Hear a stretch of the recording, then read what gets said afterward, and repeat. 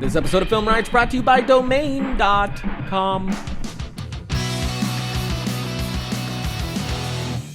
Welcome to Film Riot Mondays. Today's kind of a special. We have another interview. We did one with Kessler. I want to try to start doing these more often because these guys have a lot of great info to offer us. And the one we have today is Al Mooney of Adobe. I'm very excited, so I'm not going to sit here and waste our time. Let's do it to it.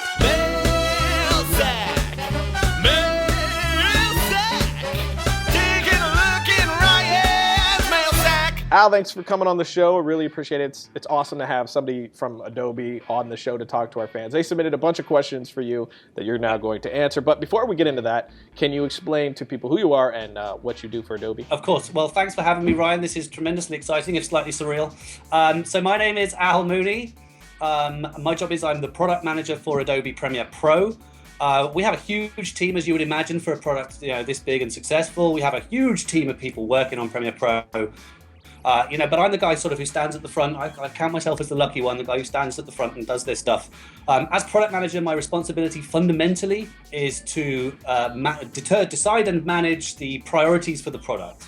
So that means, what features are we going to try and build for the next release? And in the longer term, what's the kind of strategic roadmap? Where are we taking this thing? So you're like the great overlord. Premiere. Yeah, I prefer to call myself the doctor. It just seems to resonate with me. I'm a bit of a hoot. That works too. All right, cool. I guess we'll jump right into the questions now with the first one from Dave Cool, who says, do you see Premiere taking over as the industry standard for editing as After Effects has for visual effects and compositing? Before I answer that question, could I just say I'd really like to have a friend whose name is Dave Cool, because that's just awesome. So if I said no to that question, I think I'd be immediately sacked. The answer is yeah, of course I do. I mean, we've made so many improvements to the products over the last sort of 2 years. It's been astounding. When I started this job, and I'm not saying I take responsibility for this, but when I started this job, we were very much sort of number 3 in the market. We had a lot of work to do, and we knew it. But the fact is, we're very, very passionate about this product, and I hope that comes out in all of our kind of outgoing stuff. We love our product. We really believe in our product. And so, if you see what happened when we switched to CS6, CS6 was just an enormously important release for us because that's when we decided that we were going to focus on the feeling of editing, right? What it actually means to sit in front of Premiere Pro and cut. We had the engine, we built the power. That already existed in CS5, but people found, and we listen, we really do make an effort to listen to our customers and potential customers. And people told us that, the UI needed a bit of a refresh and just the kind of editing features and the way you edit with the product needed to be improved. So, and with CS6, we've seen just enormous growth in the market. I mean, unparalleled growth in the market. We've seen tens of, I love saying this number, we've seen tens of thousands of people switch from other nonlinear editors over to Premiere Pro and sort of using it in earnest as their primary NLE, which is just fantastic. We're seeing increasing numbers of productions use it exclusively to cut. So, I'd like to answer the question in a sense by saying I think we're becoming that. Right. Rome wasn't built in a day. It took ages to build Rome, probably several months. So, we always have work to do, and it's never finished and it's never stopped. But we say out loud, that the kind of focus of Premiere Pro is to become the Photoshop of video. That's what we say. That's what we want. I want it to be synonymous with video editing. And I certainly feel like with the momentum we've got right now, we're getting very close if we're not quite there yet. Why should I choose Premiere Pro over the other editing software? I mean, obviously, the simple answer to that is because I think it's better. But that's and I'm supposed to say that. I would say that. I mean, I point you. Look, I think really, ultimately, it's all about choice, right? Everyone should have their own choice, and I'm not going to tell you that you have to use it. What I would say is in this marketplace, in this day and age, Premiere Pro is growing faster than other NLEs. We're just taking market space all over the place. Yeah. So if you want to be able to get work, and that's a sort of slightly cynical way of looking at it, but I think it's something that you need to know. Increasingly, you're going to need to know how to use in the professional environment. In terms of the software itself, we are so, like I said at the start, Ryan, we are so dedicated to this application. We love it. There's our blood and sweat goes into this tool, and we really do go out there, like I said, on social networking and face-to-face as much as we can, and we engage with the editing community and we listen to the editing community. I kind of feel like we're a very fundamental part of the editing community, and I think that kind of sets us apart in a way from some others. We listen, we're involved, we're engaged. The product is being developed so hard all the time. You're going to see, especially with things like Creative Cloud, whereby you're able to get access to the products for a very low price. And I don't want to sound like a salesman, but that's true. And very, very regular updates. You'll see that we're at the bleeding edge of new format support. And quite frankly, if you sit down and cut in front of Premiere Pro, pretty quickly, I think you'll fall in love with it. I really mean that. So give it a try and see if you like it is kind of my answer, really. Yeah, completely agree. I mean, the speed increase I saw in my editing when I swapped over was insane. There's nothing more frustrating when you're just trying to be creative and quickly, and you're just getting that little chugging, and then you just got to render everything. Well, exactly, and I mean that a lot of the focus we put into CS6 was exactly that. I call it the rhythm of editing. Every time a dialogue box pops up, you get out of the creative zone. Every time you have to watch a progress bar as some video transcodes from one format to another, you get out of the creative zone. So we wanted to make sure that everything you need to do is under a keyboard shortcut, is clear in the UI. We're not holding you up, we're not slowing you down, we're just, as much as is possible, leaving you to just be creative. And that, I think, is the sort of very definition of a good creative tool. I would love to know where he sees the future of nonlinear editing. Is there a next big thing? So that's interesting. I think the kind of the big kind of driving things that you're seeing right now are different ways of different capturing methods, right? Right. You're seeing increasing amounts. I was very lucky enough to be at Sundance this year. And the number of 4K productions at Sundance was absolutely stunning. And this is because the accessibility of devices like Red and other kind of stuff like that can shoot to these very, very high resolutions. The barriers to entry are dropping, so more and more people are able to do it.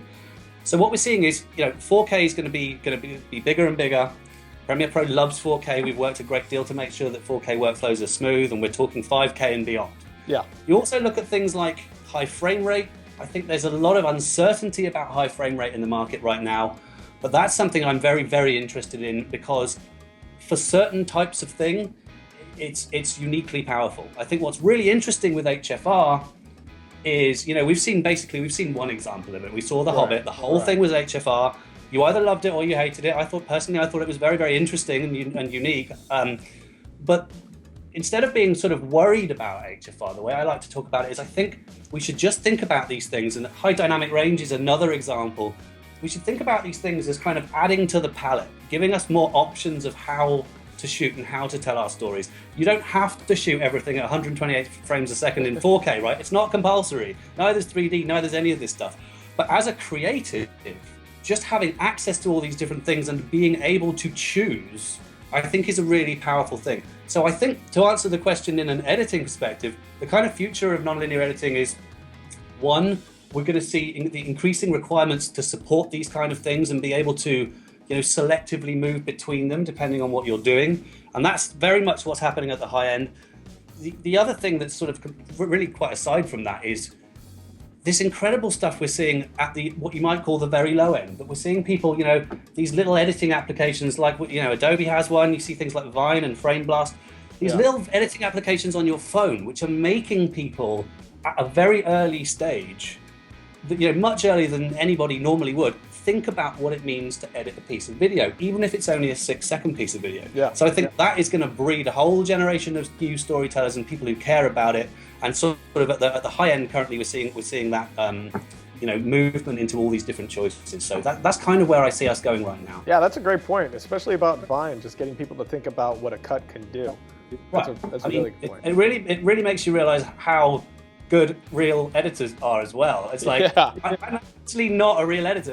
It's not what I do, right? And you sort of think you understand this stuff, and you try and pull a 6-second video, and it's terrible. And it really encourages people, to why does a cut work? And most people never think about that. So I think it's very powerful that it's becoming in the conscience. Yeah. What would you say are the best features of Premiere Pro compared to other digital editing software? One of the big important things is performance. The Mercury engine and everything that happens behind that gorgeous UI, is and I would say that, but you're going to be able to handle pretty much, most things. There will always be a time when any application tops out. But you said this yourself. I mean, performance is fantastic. One thing that I think people maybe don't realize is one of Premiere Pro's key strengths over many of the other applications out there is its support for native media formats. It doesn't matter what you shoot. If it's RED, if it's DSLR, if it's iPhone, if it's ARRI, if it's P2, we are absolutely agnostic. And believe me, agnostic's an odd word to use because it takes a lot of work to be agnostic.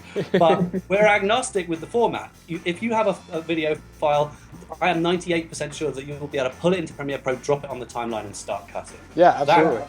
And that in itself, if you're used to seeing transcode progress bars and you're used to having to transcode on ingest, it's just like a different world.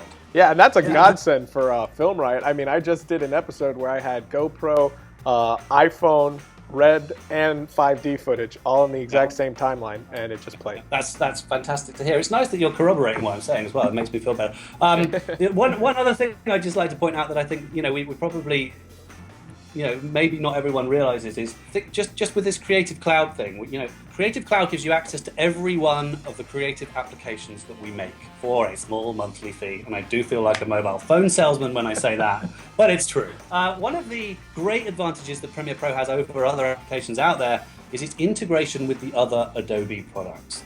We already mentioned this. Everybody wants to use After Effects, right? After Effects is a fundamental part of most professional video creatives' tool sets. If you've never seen how Dynamic Link works with Premiere Pro, the minute you see it, you'll want to cut on Premiere Pro forever. We integrate fantastically with After Effects, with SpeedGrade, with Photoshop, even with Illustrator.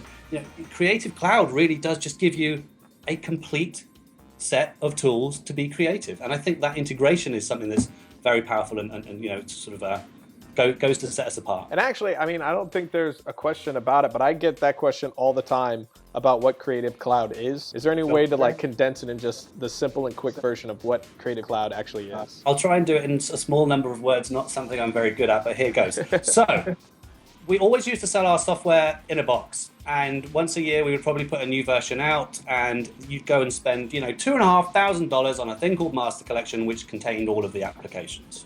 That's a big amount of money, and we always, everyone knows $2,500 is a large amount of money.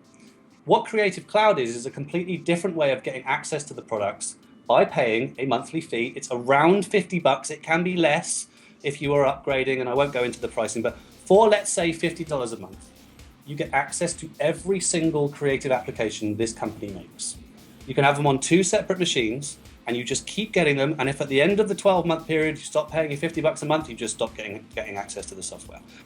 Not only that, but Creative Cloud has a very rich online presence. It's designed to have a real sort of sense of community, so that there are forums and discussions and sharing and all this kind of stuff. So if you want Adobe's creative tools, Creative Cloud is absolutely the right way to go. I mean, $50 a month is much easier to swallow than $2,500, right? Yeah, absolutely. Yeah. It's almost like a down payment or leasing. That's kind of what it is. And you look at the way the world's going. You look at things like Netflix and Spotify, and I think people are just becoming much more familiar with the concept of a regular payment to get access to something. Yeah, absolutely. And it's proven to be really an extraordinary success. I mean, the feedback we're getting about Creative Cloud has just been nothing short of amazing. So I highly recommend that people check it out. Yeah, definitely. Especially because there's been times where you buy something and then 2 months later a new version comes out and you're like, come on. But then, that's a very good point. And a great thing about that kind of model is that a lot of people don't realize that in between major releases, we can't add new features. Legally, we can't. So if 6 months after, CS6 shipped, we really wanted to give all of you a feature, we're not allowed to do it until the next new version. It's just simple. These are simple legal things. With Creative Cloud, because it's a subscription, we're going to be able to provide much more regular updates with features in them. And that's just something that you're going to start seeing, I think, happen more and more. All right, well, that was the last question. Thank you again so much for coming on the show. I know everybody's going to dig all these answers. We had some really great stuff. And we had already talked about you coming back on the show to doing maybe like a tip segment. I would love to, very much. That would be great, because there's so many hidden gems inside the product that when I figured it out, I'm like, really? I was doing those 3 steps? Thing. Like I said, any big product has, there's stuff I don't know, but no, absolutely. I just have to think of 9 more useful tips, but I'm sure I can do that. Okay, great. And if people want to follow you, because like you said, you're very active on Twitter. If people want to follow you on Twitter, what's your Twitter handle? So I am at Al_Mooney. Underscore is the little flat thing on the bottom. A lot of people don't know that. I'd also point out that we as a company are very active on social media. So there's at Adobe Premiere, at Adobe After Effects, etc. So if you want to follow us, it's a great way to communicate, and we really value the feedback we get. So follow us. Yeah, definitely. Like I was saying, you guys are very interactive, which I love. So Yeah. if you want to ask them any questions, if there's anything extra, definitely hit Al up on Twitter. And Al, thank you again very much. It's been a pleasure. Thanks for having me, Ryan. Looking forward to next time. And we'll talk to you again soon. Logo. So thank you very much, Al, and definitely follow him on Twitter. He is a great follow and is always talking to people if you have any questions. Definitely want to get him back on for that stuff that we were talking about. But thank you very much again, sir. We're definitely going to do more of these with more cool people to feed our brains with tons of delicious info. But now, let's thank the people that keep our lights on, and then my short film suggestion of the week. If you dream of becoming a filmmaker, Full Sail University has degree programs to help you achieve your goal, including the on-campus Film Bachelor's Degree Program and the online Digital Cinematography Bachelor's Program. Through the Film Bachelor Degree Program, you're going to learn the filmmaking process from start to finish on a campus that's equipped like a Hollywood studio backlot. And in the online Digital Cinematography Bachelor's Program, you learn what it takes to write, shoot, and edit your own films. Online students receive a technology package that includes a professional-level digital video camera. Full Sail University also offers a variety of campus and online degrees in fields related to the entertainment and media industry, including video games, art and design, recording arts, entertainment business, and many, many more. Visit fullsail.edu/FilmRiot to learn more.